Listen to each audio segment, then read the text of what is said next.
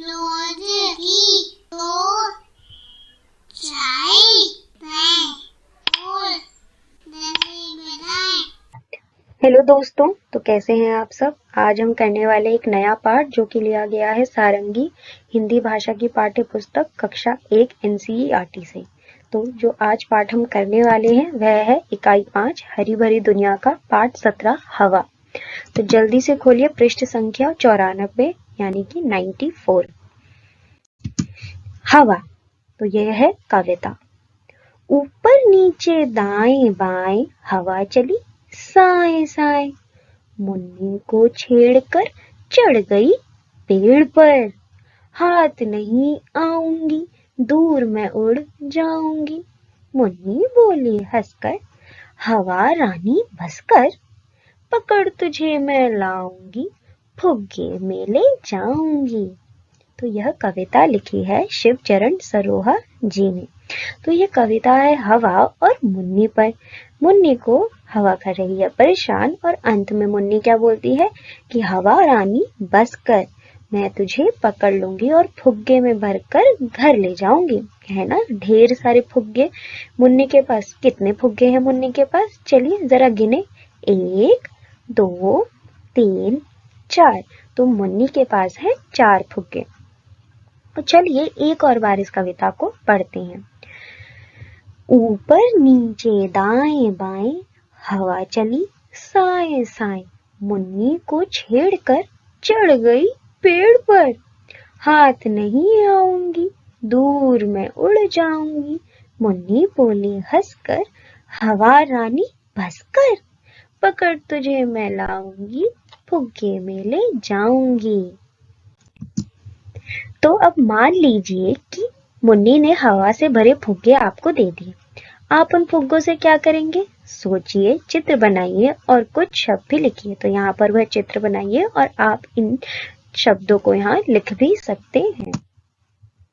चित्र में देखकर बताइए कि मुन्नी के बाईं ओर, दाईं ओर, उसके आगे और उसके पीछे क्या क्या दिख रहा है। तो हमें आगे और पीछे का तो मालूम है, लेकिन बाईं ओर और दाईं ओर क्या होता है।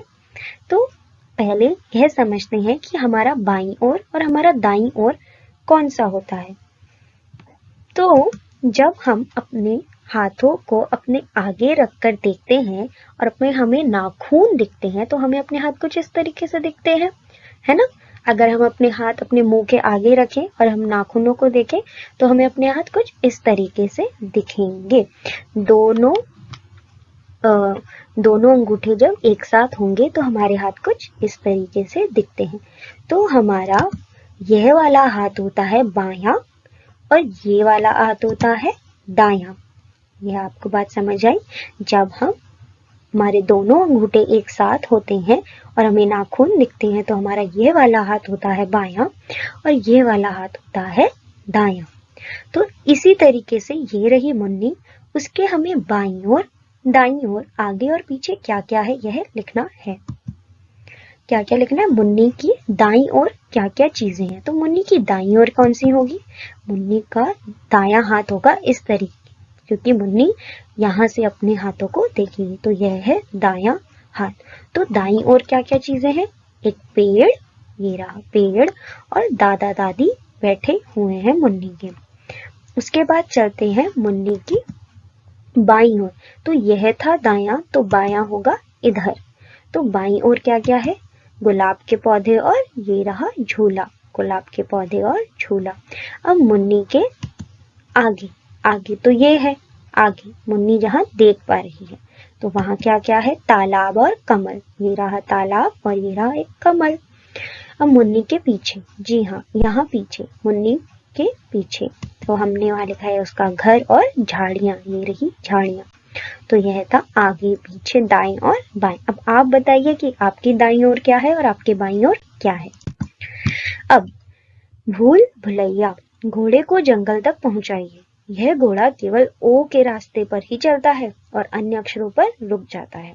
तो चलिए, ये रहा घोड़ा, ये रहा जंगल, इसको हम ओ के रास्ते पर ले जाते हुए कहाँ पहुंचाएंगे, हम पहुंचाएंगे जंगल की ओर। तो चलिए शुरू करते हैं। तो इस ओ से शुरू करते हुए पहले मैं आऊंगी यहाँ पे, ये एक ओ है, है ना। फिर नीचे है उसके स, तो यहाँ नहीं जा सकते, लेकिन हम देखेंगे यहाँ पे एक ओ और है। अब अगर हम तिरछे होके चले तो यहाँ पे भी एक ओ है। फिर बढ़ते हैं इधर की तरफ, ये रहा एक ओ, फिर ये रहा, फिर हम नीचे की तरफ आएंगे तो यहाँ ओ, और यहाँ ओ करते हुए हम जंगल में पहुंच गए। तो घोड़े को हमने जंगल तक टुकड़ुक टुकड़ुक टुकड़ुक टुकड़ुक टुकड़ुक टुकड़ुक टुकड़ुक करते करते पहुंचा दिया। तो यह था हमारा पाठ हवा और उसके क्रियाकलाप। मिलते हैं अगली बार एक नए पाठ के साथ।